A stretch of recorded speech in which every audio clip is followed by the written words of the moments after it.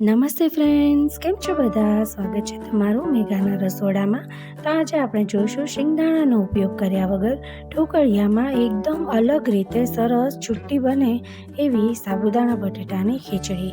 અહીં મેં ખાંડને બદલે ગોળનો ઉપયોગ કર્યો છે. તમે જોઈ શકો છો સાબુદાણાની ખીચડી કેટલી સરસ છુટ્ટી બની છે અને સાબુદાણા પણ સારી રીતે ચડી ગયેલા છે.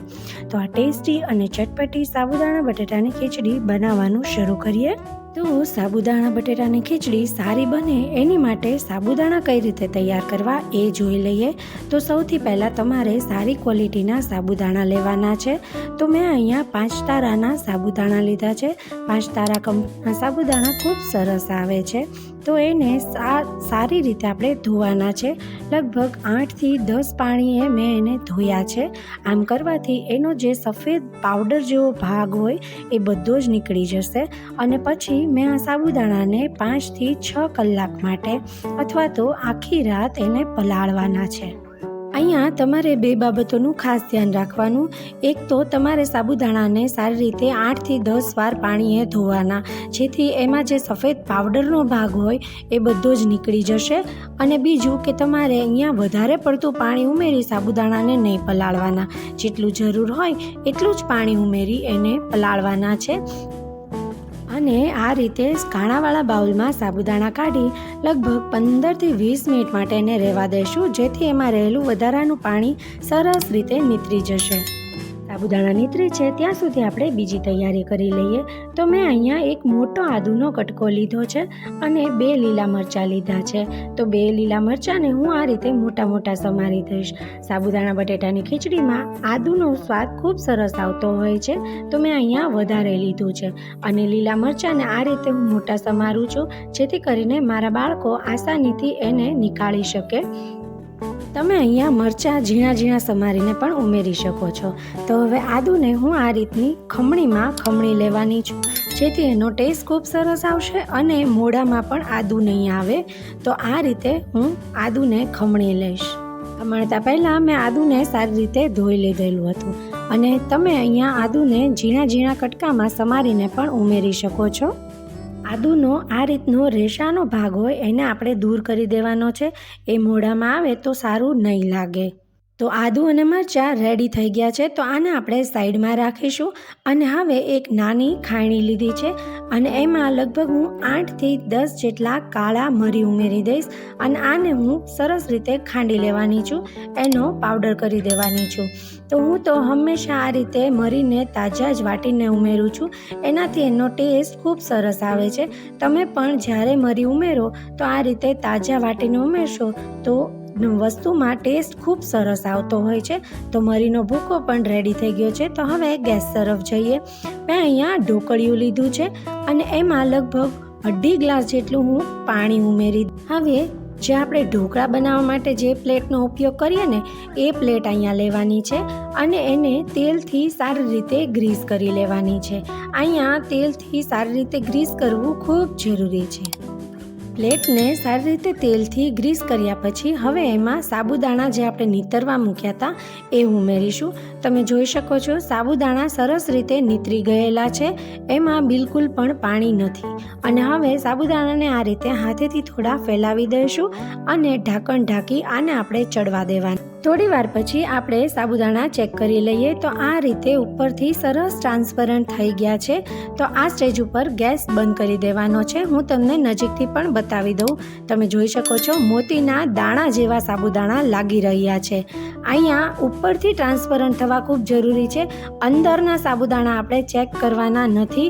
આ જ સ્ટેજ ઉપર સાબુદાણાને આપણે સાવધાનીપૂર્વક નીકાળી લે. તો આ સાબુદાણાને હવે હું એક પોળા વાસણમાં કાઢી લઈશ. તમે કહેશો વચ્ચેથી તો સાબુદાણા કાચા છે. હા, પણ જો વધારે તમે સાબુદાણાને પકવી નાખશો ને તો એ ચીકણા થઈ જશે અને તમારી સાબુદાણાની ખીચડી છૂટી નહીં બને. તો ફક્ત ઉપરનું લેયર ટ્રાન્સપરન્ટ થાય ત્યાં સુધી જ એને ચડવા દેવાના છે. હવે મેં એમાં નોર્મલ પાણી ઉમેરી દીધું છે, નહીં ઠંડુ નહીં ગરમ. જે નોર્મલ પાણી હોય એ જ ઉમેર્યું છે. તમે જોઈ શકો છો સાબુદાણા સરસ રીતે પાકી ગયા છે. એને આપણે સારી રીતે ધોઈ લેવાના છે. તો સાબુદાણામાં મેં 2-3 ગ્લાસ પાણી નાખી દીધું અને એને સારી રીતે ધોઈ લીધા. અને હવે એને આપણે કાણાવાળા બાઉલમાં કાઢી લઈશું અને એને આપણે નિતારી લેવાના છે. આ રીતે જો તમે સાબુદાણાને તૈયાર કરશો ને તો મારી ગેરંટી છે કે તમારા સાબુદાણા બટેટાની ખીચડી ક્યારે પણ ચોંટશે નહીં. એકદમ સરસ છૂટી બનશે, એ પણ શિંગદાણાનો ઉપયોગ કર્યા વગર.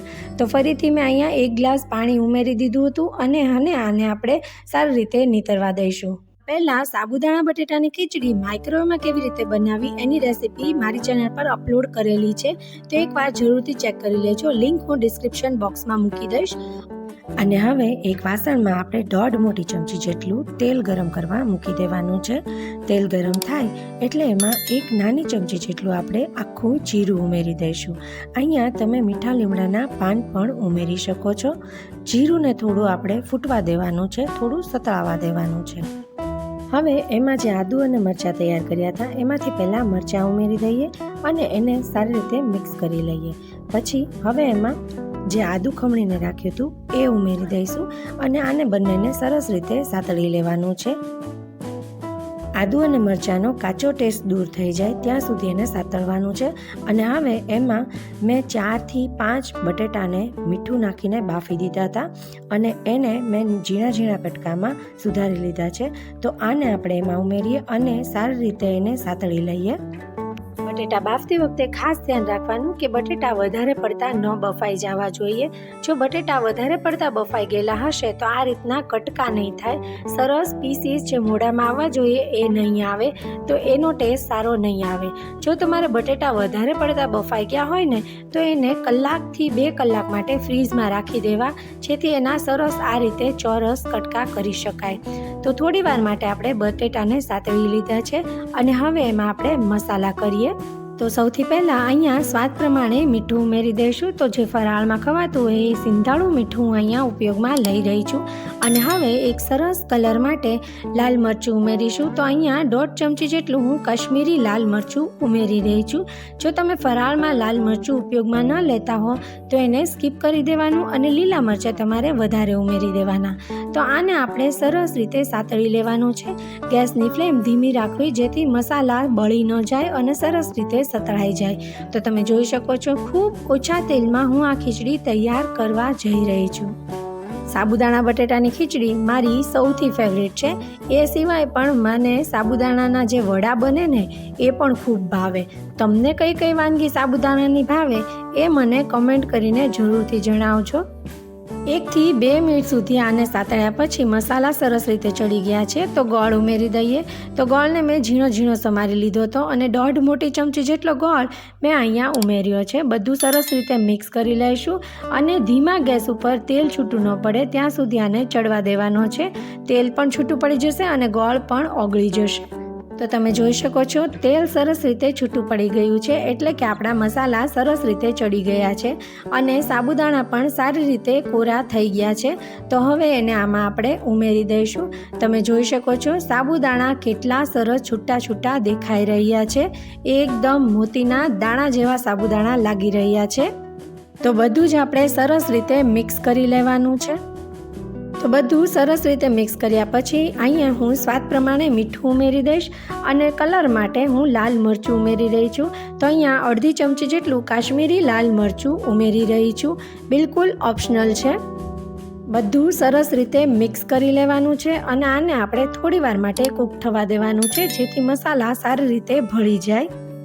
સાબુદાણાની કચાશ પણ દૂર થઈ જાય એના માટે આપણે ઢાંકીને એને ચડવા દેવાનું છે. થોડી વાર પછી આમાં આપણે જે મરીનો ભૂકો કરીને રાખ્યો હતો એ ઉમેરી દઈશું. સારી રીતે મિક્સ કરી ફરીથી એને ઢાંકીને ચડવા દેવાનું છે. અહીંયા જે આ રીતના સફેદ સાબુદાણા દેખાય છે એ પણ ચડી ન જાય ત્યાં સુધી આપણે એને ઢાંકીને ચડવા દેવાનું છે. થોડી વાર પછી તમે જોઈ શકો છો સાબુદાણા લગભગ સરસ રીતે ચડી ગયા છે. થોડા ઘણા જે સાબુદાણા સફેદ દેખાય છે એ પણ થોડી વાર પડ્યા રહેશે એટલે એ પણ સરસ રીતે ચડી જશે. તો હવે હું અડધો લીંબુનો રસ ઉમેરી રહી છું. તો તમે જોઈ શકો છો આ સાઈઝનું મેં લીંબુ લીધેલું હતું અને એનો અડધો લીંબુનો રસ મેં અહીંયા એડ કર્યો છે. તમારે અહીંયા ગળપણ, ખટાશ કે તીખાશ તમારે તમારા ટેસ્ટ પ્રમાણે એડજસ્ટ કરી લેવાનું. તો તમે જોઈ શકો છો સાબુદાણા ની ખીચડી એકદમ સરસ છુટ્ટી બની છે. આ થોડી વાર પડી રહેશે, એ વધારે છુટ્ટી થશે. તો આજની રેસીપી તમને કેવી લાગી કમેન્ટ કરીને જરૂરથી કહેશો. જો વિડીયો ગમ્યો હોય તો નીચે લાઇકનું બટન છે એને જરૂરથી પ્રેસ કરી દેવું અને તમારા ફ્રેન્ડ્સ અને ફેમિલી સાથે આ રેસીપીને જરૂરથી શેર કરવી. અને હા, મારી ચેનલને સબસ્ક્રાઈબ કરવાનું ભૂલતા નહીં. બાજુમાં રહેલું બેલ આઇકન જરૂરથી પ્રેસ કરી દેવું, જેથી જ્યારે પણ નવા વિડીયો અપલોડ થાય એનું નોટિફિકેશન સૌથી પહેલાં તમને મળે. ફેસબુક અને ઇન્સ્ટાગ્રામ પર પણ તમે મને ફોલો કરી શકો છો. તો ફરી મળીશું એક નવી રેસીપીની સાથે. ત્યાં સુધી આવજો. Bye bye.